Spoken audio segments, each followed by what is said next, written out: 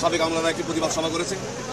এই প্রতিবাদ সভায় তারা ব্যাপকভাবে তারা হুমকি দিয়েছে দেশকে অস্থিতিশীল করার জন্য। আমি দাবি করব প্রথমে তাদেরকে, যারা গতকাল এই সাবেক আমলারা যারা ওই তাদের প্রতিবাদ সভায় ছিল তাদেরকে অতি দ্রুত গ্রেপ্তার করে রাখা উচিত এবং তাদের মাধ্যমে জানা যাবে এই সচিবালয়ে আগুন লাগার ঘটনা।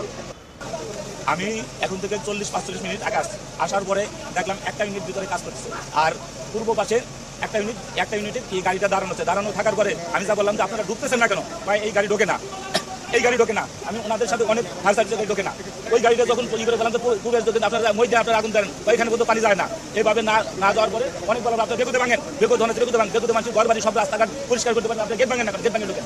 গেট ভাঙে যখন ঢুকলো এই গেট গাড়ি ঢুকে গেল, গাড়ি ঢোকার পর পুরো আগুন যখন পুরা লেলি হামজা সেটা জ্বলে গেল, ওই সময় গাড়ি ঢোকার পর পুড়ে গেল ওই আরেকটা ইউনিট এই গাড়ি। এভাবে করে যে এই পরিকল্পিতভাবে এখান থেকে 200 ফিট উপরে পূর্বে কিভাবে আগুন যাচ্ছে, এটা পরিকল্পিতভাবে আগুন লাগানো হয়েছে। এখান থেকে এই ট্রাক চালকের এই কাণ্ড দেখে আমরা সম্পূর্ণ এটা পরিকল্পিতভাবে এই জন্য যে মাঝে দাঁড়িয়ে ছিল ট্রাক চালক এখান থেকে মিনিমাম 10 গজ দূর 30 মিটার দূর থেকে দেখতে পাচ্ছে যে ফায়ার সার্ভিস কর্মী এখান থেকে পাইপ নিয়ে যাচ্ছে, লাইন নিয়ে যাচ্ছে।